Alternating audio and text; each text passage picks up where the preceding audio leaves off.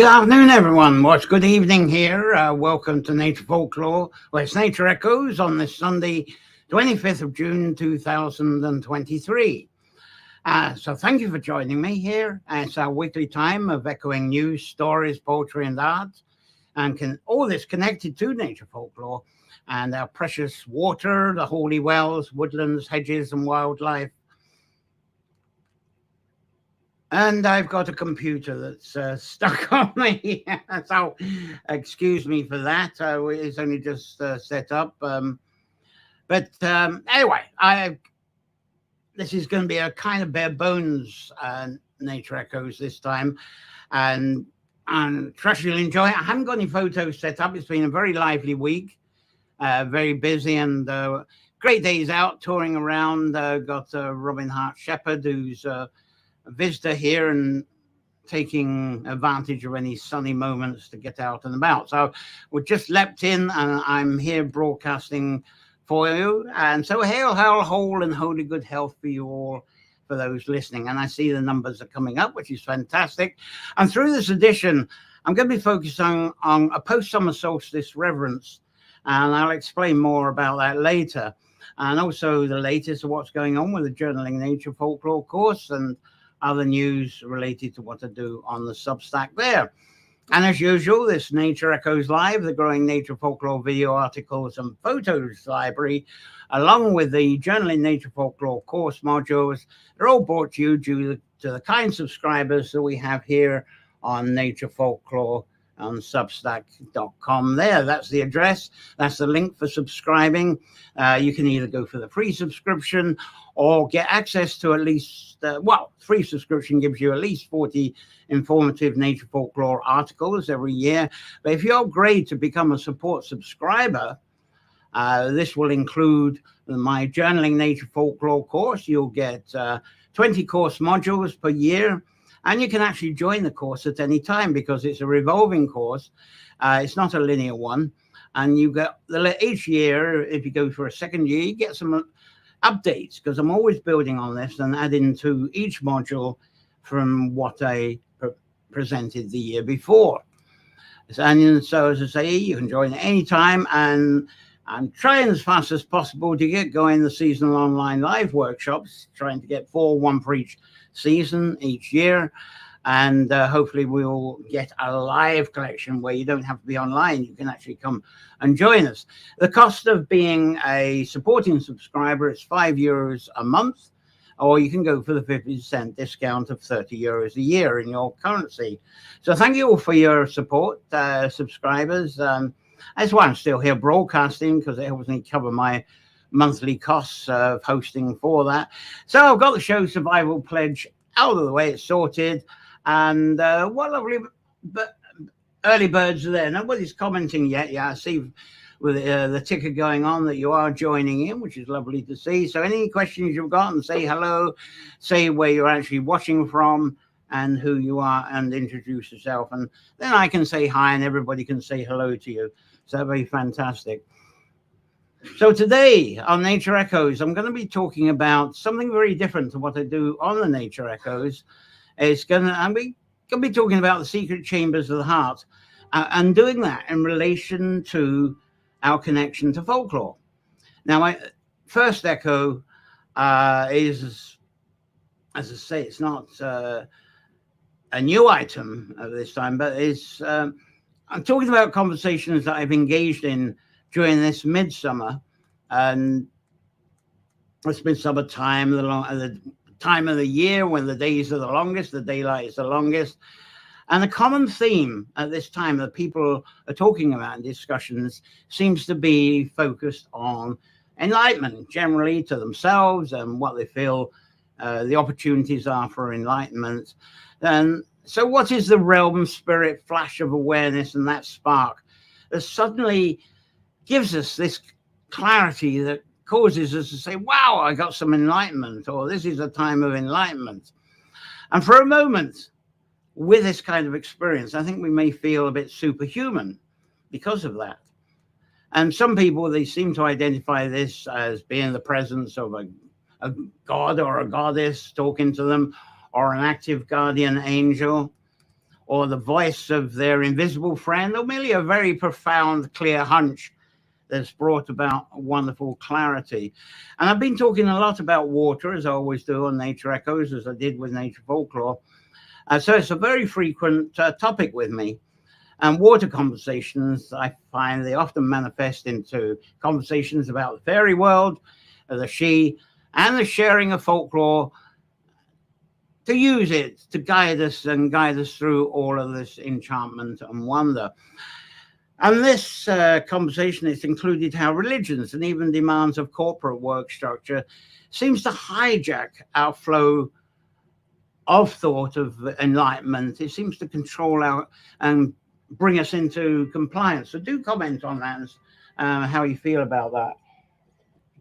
But I think no matter how much we try to analyze our visions and experiences, and try to catalog our visions into some kind of academic identity, we write notes and we look for books and things to look up to try and validate this vision and inspiration that comes to us. But some people dare to call truth. Very few people find it very daring to call truth where something is unexplained. It seems that truth is defined as something as explained, and I find that myself a little bit confusing. To me, the truth is in the honesty of the situation of the presence. But recently for me, any conversations about the unexplained, they often drift into conversation and talking about chakras, which what's that got to do with nature folklore and the Celtic-y stuff that we do. But not all chakras. I'm not going to talk about all chakras, but I'm going to specify homing in on the heart chakra, which seems to be a main topic when we talk about chakras today, because people talk about the chakras in terms of sources of wisdom, and it seems that the whole philosophy of chakras, whatever you call it, comes from Hinduism, Buddhism teachings and their practices. And these teachings and practices, as you know, I'm probably talking to the converted here, they go back for thousands of years. Now in Buddhism, there's 4 primary chakras, and in many forms of Hinduism, they increase that to 7. Now with both beliefs, chakras are believed to be connected to what we may loosely call energy channels.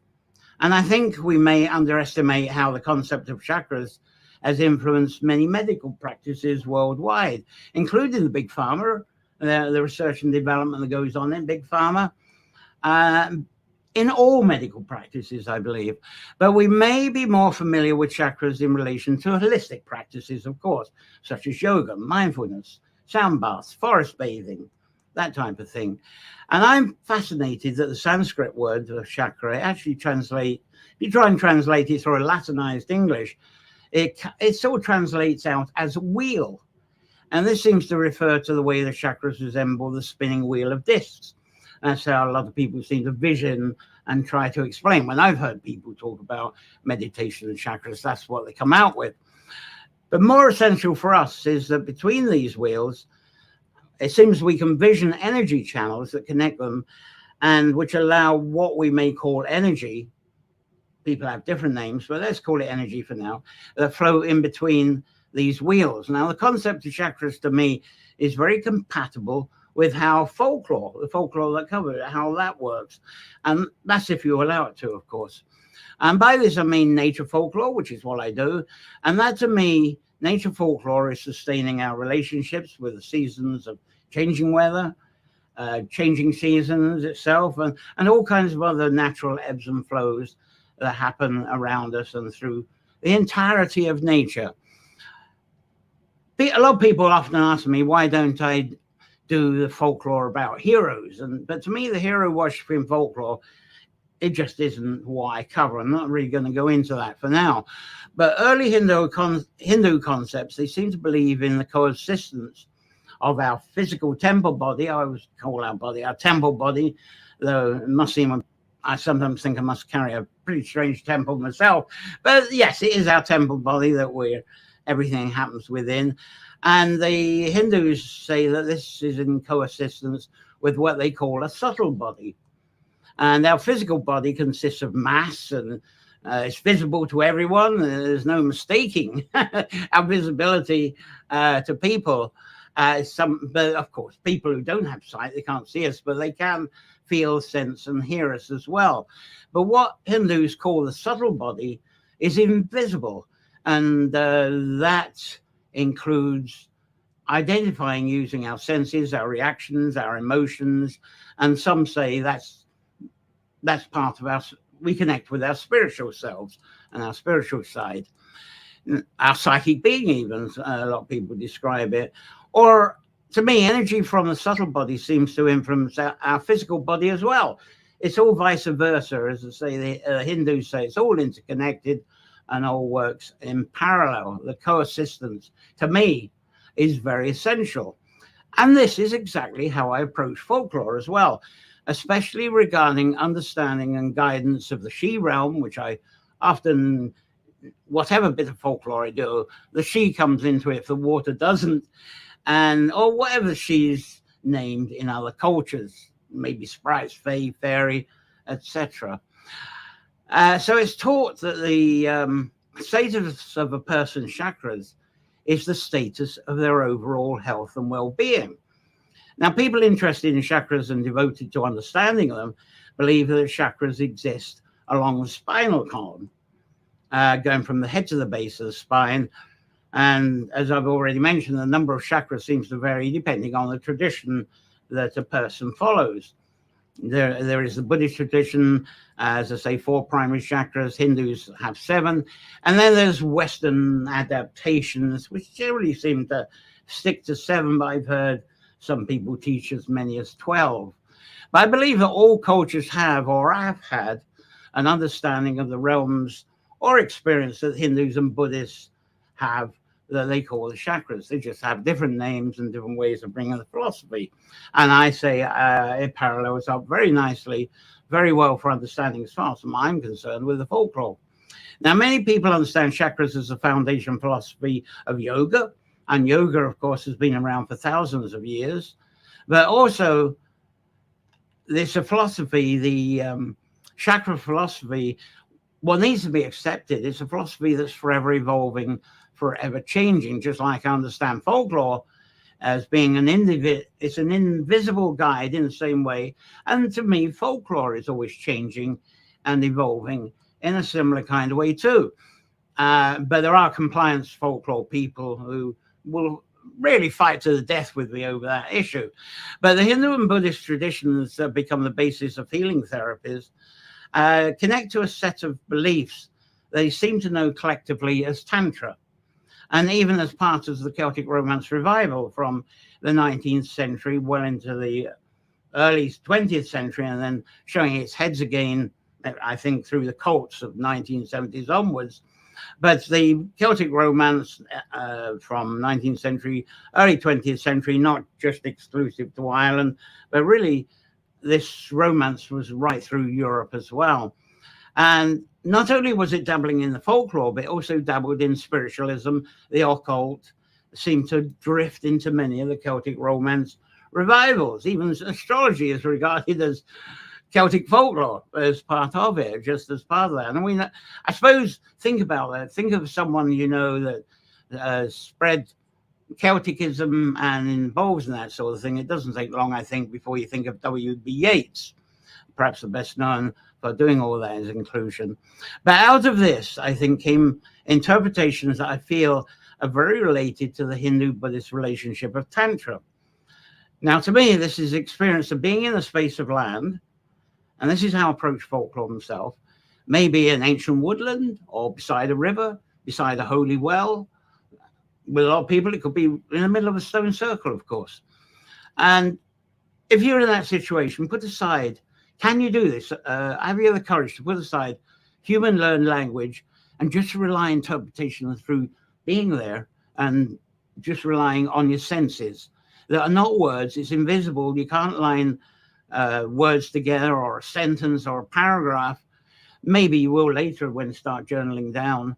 But the whole experience of senses, just as if you were a rabbit or a hare, a hedgehog or a bird in that situation, and what they're contemplating on and what they're sensing and what they're interpreting from that land.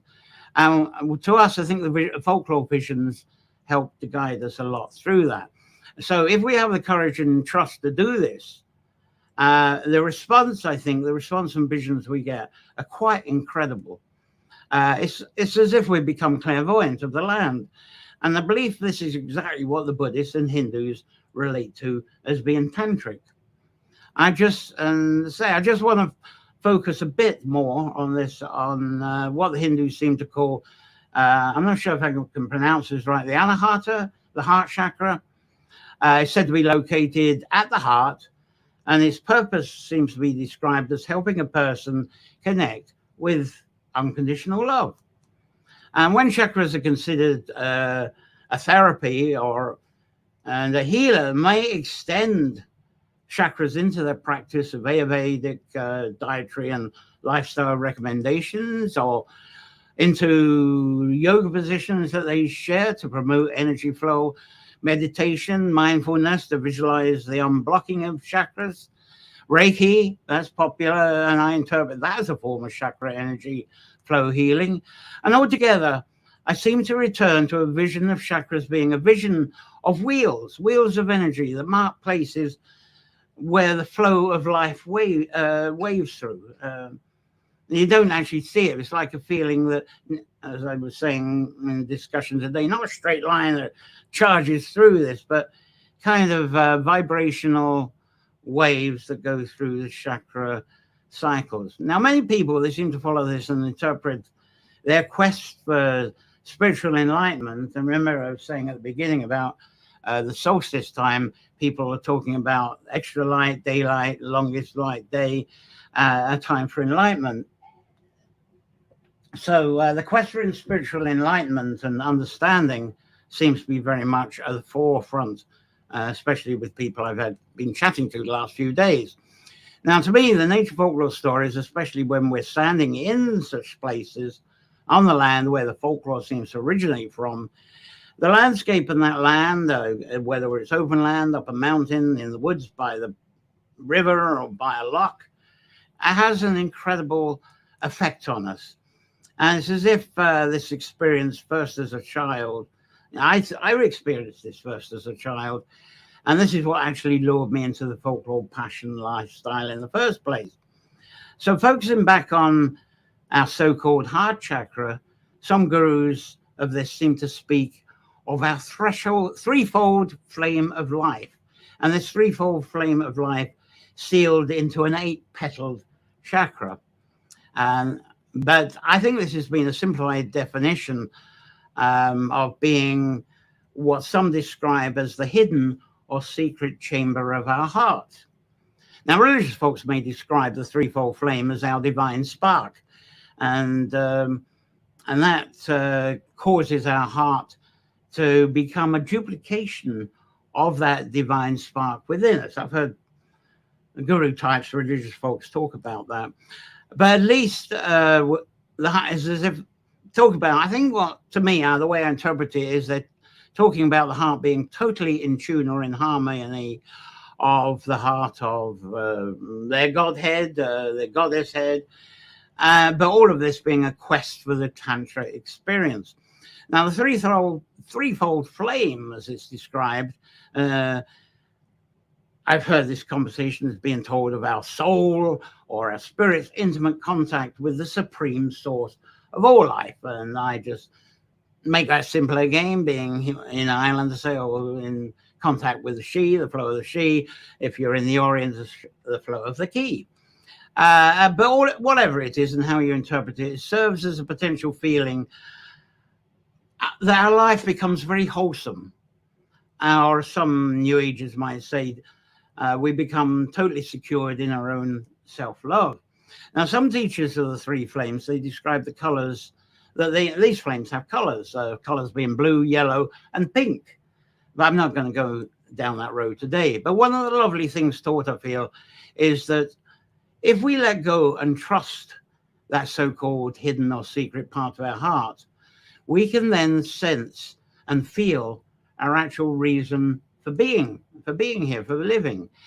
Anyway, I can take, it's quite complex stuff, and I don't have the photos ready to explain that. So sorry that I don't have a photo display. I think that would have made it easier if I had had a photo showcase, but unfortunately I couldn't throw that together. So any questions, any comments, do throw out.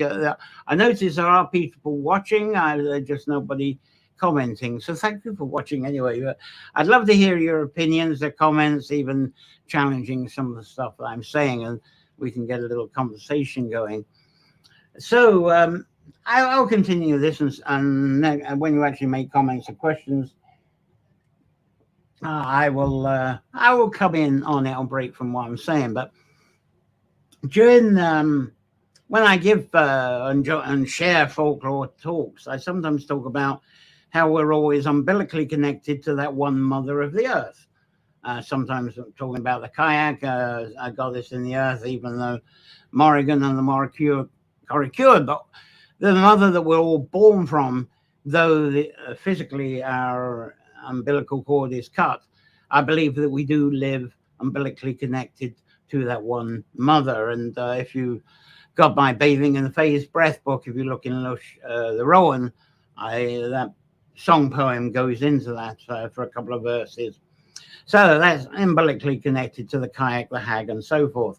Now, in astrology, I feel there's a wise astrologer would be looking at a chart's node positions before they look at anything else, because as I was taught and how I understand, the nodes in our chart is the dragon's path of what we are born with, what we're born into from water, and then how we live, I suppose, our destiny. And then when we pass on, we have to let go of the water from our physical being and return to the water. But there we have that dragon's path. We got someone coming in, JG Figland. Have I got her right? Figland, I hope I pronounced that wrong, but coming out. And George, a small story about St. John, Dusk and Dawn. That was a couple of weeks ago, wasn't it? Inspired the name of your ferrets. 2 ferrets called Dusk and Dawn. Absolutely wonderful. Thanks for sharing that one, Joe. That's definitely made the day today. Anyways, to say, if we become more intimate and attuned to our reasons for being, living, and following the visions, more than just following academic linear instructions, I think when we contemplate, meditate, and visualize on a kind of, I often repeat the idea, the concept of flame on water. I certainly did around Beltner, because of the time where the days get starting. We recognize the days getting longer, the sun is getting warmer, we're on the last frost and dew, so we've got that reaction of heat on cold water. And to me, that explains what's going on in that secret, what people call the secret chamber of our heart. And I think when we visit that, the fire and water, again, I'm talking of personal experience here. To me, it becomes a very beautiful visionary altar that we have in our mind as in this so-called secret hidden chamber of the heart. And I find that, to me, that's far more beautiful, far more meaningful than if we're just trying to create a physical altar that we're building with adding crystals, wood, feathers, items that we treasure, items we may gather from nature. Maybe we carry a crane bag with us and pick up these items, and then we meet people on the road. We might give away some of these items, but some of these items, they get home, they get to be part of our physical altar. But I feel that physical altar should really be an extension of that connection we have with that so-called hidden secret part of our heart. So really, in a way, I look at a physical totem that we make, a physical altar that we make, as being a totem of that heart chakra, that hidden part of the heart. And it's a totem that emotionally places us. Some people will need a totem like this in order to relax, be mindful, as some of the holistic people be. So you're at your altar, you feel safe there, you feel secure. And when you're emotionally connected that way, then that puts us into a realm of trust, and we let go and we enter that vision of that hidden part, the hidden heart. And we participate. If we let ourselves go in that way and feel trusting, we participate in that hidden heart. And to me, I also describe that as being the realm where we actually meet the she and enjoy the she experience. And such a contemplation in such a is also a tantra. I describe that as being the same as a tantra. So it's a contemplation into such a tantra and vision experience. It may feel, and I feel this one too, when you're actually in that kind of realm and you've let go, it's almost, you don't actually feel it at the time, it's when you think about it afterwards. To me, it's like as if you've gone into experience where you've entered into a closet and or even a confession box, and you're kind of in this closet, this realm, but it's not restrictive, but it suddenly opens up. But you pray in this timeless dimension, and you suddenly realize that you're flowing and you're part of this consciousness that suddenly seems very clear and gives you some beautiful vision to come back with. And I gather if any of you are Saint Germain followers, they call something of that experience as being the cosmic interval, if I'm right. I don't know much about Saint Germain. You might be able to verify that if you're into Saint Germain. I'm just picking that up from a memory of people I was talking to, I think in the Divine Light in Glastonbury about that, but that's many years ago. But anyway, once you're hidden into the secret hidden chamber of our heart, we should actually feel quite separated from matter and into that realm of flow of life, the key, or as I say, as I interpret it, the she. That life sustains our heart beats, doesn't it? And I feel it's that entry into that realm of that flow that's interconnected with how our heart beats. And without that, I don't think our heart would beat.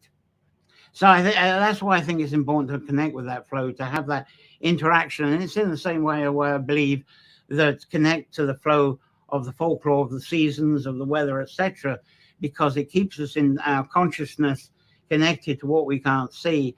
And I'm sure it must be pretty good for our heart, because the combination of connected with consciousness and the beating of our heart, that all gives us life, gives us purpose.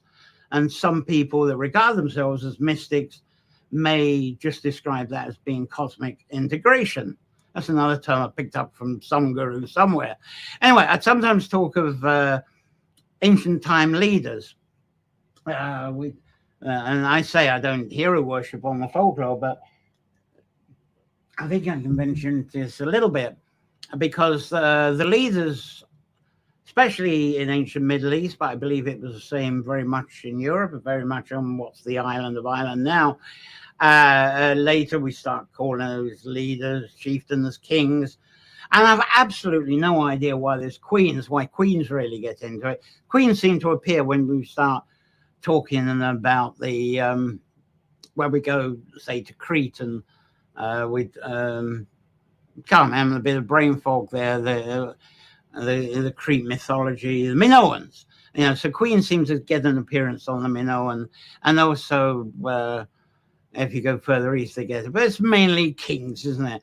And the first requirement for anybody to be a leader, a chieftain, a king, was them to be, we call, it's a French word now, harp, but they were required to be a harp player, an ability to play the harp, not just be able to play and tune the strings, to make, but have that ability and skill to make otherworld contact with their harp. And Dagda and his Ulid harp, that's another example of how he carried that around to enchant people. So if you have that ability, you got the harp, or you got the ability to make in contact with that unseen realm, and you enchant people with connection with that and their hidden heart spaces.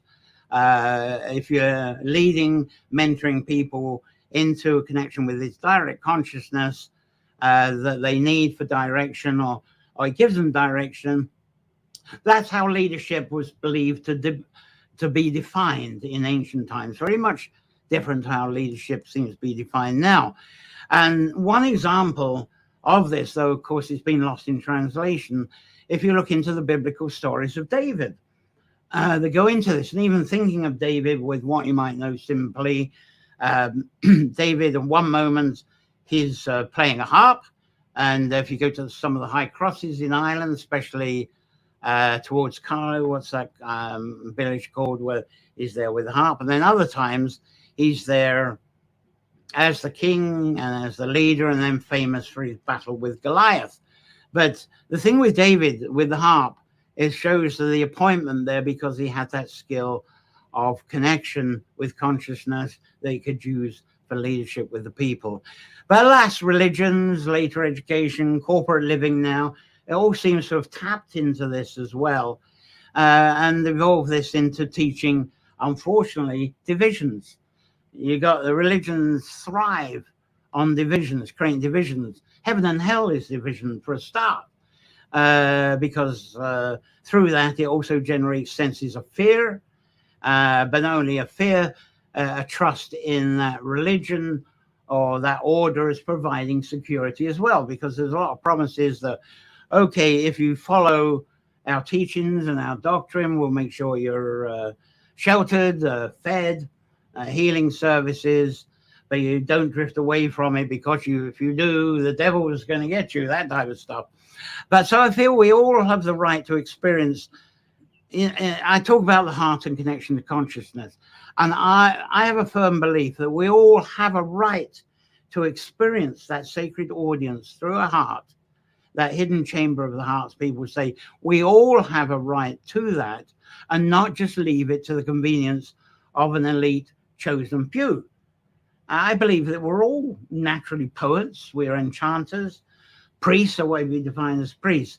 So this is something I sort of interpret in a way with the onset of artificial intelligence. Remember, it's intelligence is totally artificial, but it's so simple that, okay, we've got a situation, we've got a question. You don't go out and live with a question anymore and sort of pick up on responses and allow for our intuition. No, we can just feed this into a server that's been made by someone. It's so simple, and it will come out, and we trust the answer. And we've done that for years with Google, haven't we? We go to Google, put in some keywords. We forget that those first pages of results, a lot of them have been paid for. But what do we do before that? We went to the library. What did we do people who before they read? They went to consult people that we might call as mystics. But I feel, don't leave it to the elite. Trust yourself, because we all have that right of access to that sacred audience of the other realm.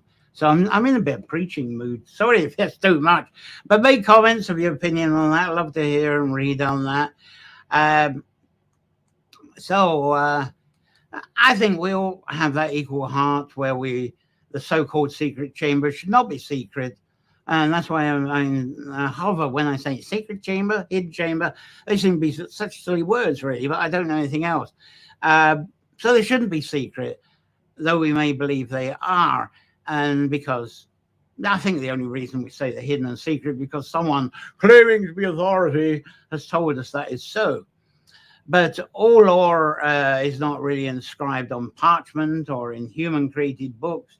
Now, if we think there's rules on the law, we're referring to books and parchments and so forth. But if we trust in law being what we visualize as the inner walls of the inner chamber of our heart, I believe that when our senses are properly aroused and we enter into such experiences, such as, we're doing something, if we allow that as distractions such as smelling fragrant flowers, we all have the smell the roses moments, and or these visions we may get if we pay attention to a shape of a tree is another example, and the feelings that may hover around us when we're by natural running water, such as a waterfall, by a holy well that might be bubbling, or a river going through the rocks, that type of thing. And to me, those are all incredible responses that are very connected to that chamber in the heart, because the last thing we're thinking about is at that moment is those experiences being in lines of words. We're not thinking in paragraphs. We're totally immersed in our senses and connection, if you feel that's something you can understand of that. So here we've just passed the point of summer solstice. I've sort of gone round the block on this in a very long, detoured way. People are talking about the time of enchantment, the extra light. And Celtic people at this time, they're giving reference to the goddess Anya. And Anya, in modern days, certainly in social media days, is referred to and recognized as our summer solstice goddess and even a fairy queen.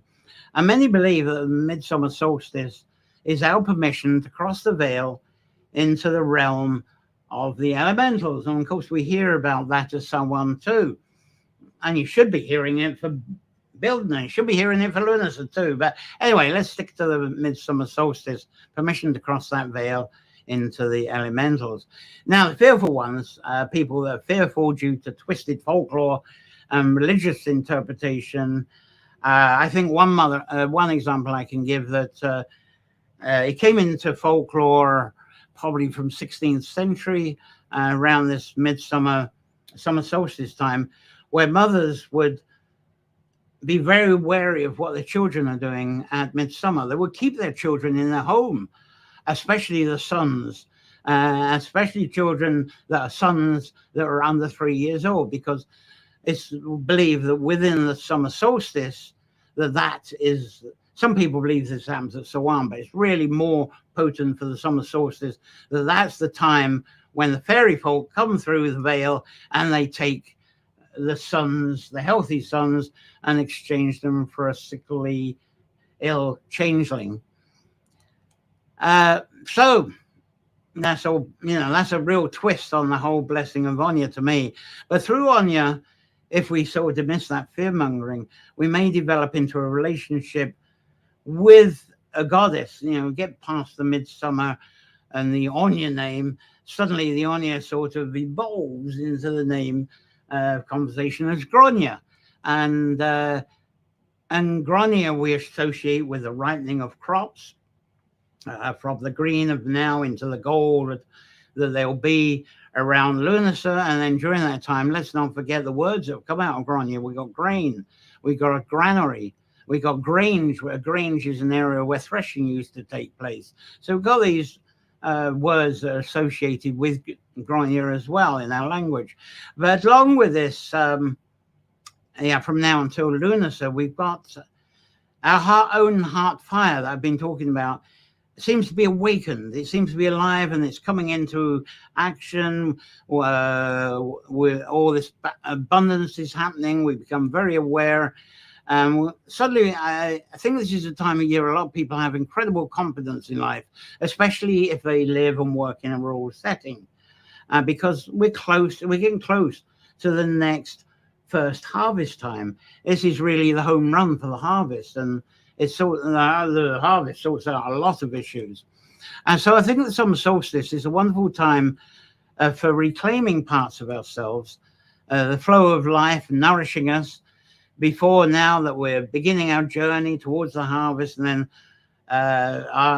from first harvest, we're in that process of storing nourishment and wisdom. We're actually storing nourishment and wisdom as this harvest is ripening too. And that, some people believe, is the effect of Anya or Grania upon us, the goddess effect. So as we slowly experience the gentle closing from first harvest in towards Samhain and beyond in this cycle, I feel that we have a wonderful experience. A few days ago, it was a lovely experience, and I wanted to have photos up for you. I think I might be able to line up the Facebook for you as a short measure. But I went to this lovely, it was one of the best events I've ever been into. It was a midsummer crossroads dance, full of music, bonfire, wonderful social rapport, stories. Everyone was so kind and wonderful to each other. And it did seem that this shared feeling of dancing and singing is what it captured. It certainly captured me, and I think a lot of those present captured them right into as if we're going to be dancing and singing our inner light and life from that moment, from the crossroads into the heart of the land and rejoice in the heart of the land with it. It reveals its abundance, and it's going to return to us for feeding, nourishment. It's going to feed the chambers of our hearts too. So I'm surprised I haven't had any more questions or comments. I see you've been coming and going, and there's some lovely heart shapes of people who've enjoyed this. But I'd love to hear what your comments are on this. Maybe we're going to be seeing more of that after the show. But let's see if I can get this thing going up on the as to say, I've never done this on this show before. I've gone straight into the Facebook here, and here's this is we cooking. No, we can't. I can't get that. I'm just being totally daft. Let's get this back. No, there we go. See if you can get. That's a bit of the dancing here. This is it. Just give you a few minutes of this. I hope it's all coming through there on the telephone. I've never fed Facebook through this show, so I hope you're enjoying it.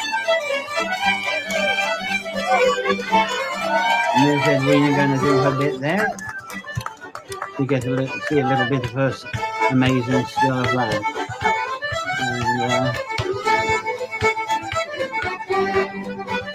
And that's a wee bit of touch of the crossroads dancing music and community.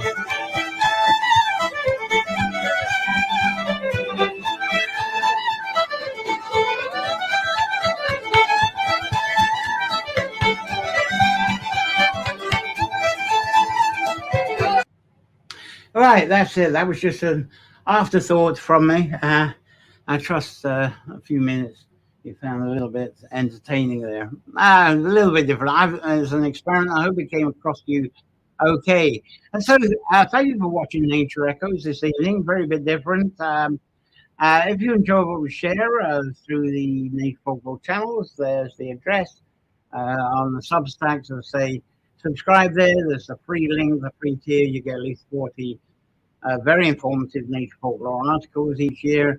If you upgrade, become a support subscriber, then that includes my journaling Nature Folklore course, and the Nature Folklore course includes 20 course modules. Now, those of you who are already subscribed to that, sincere apologies. I'm well and truly late with the next module. It is done. I've got a few more photos ready for that, but I will try to catch up and get on to the next module after that as soon as possible. And then when I've done that, I'm going to be starting quite a nice long series on the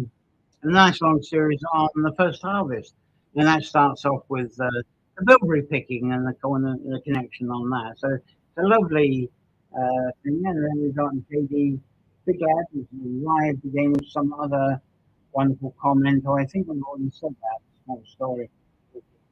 Wonderful, thank you. Anyone else? There must be other people there to have a chat before I go. Anyway, if you comment later or through the archive, I do answer the comments there. Yeah,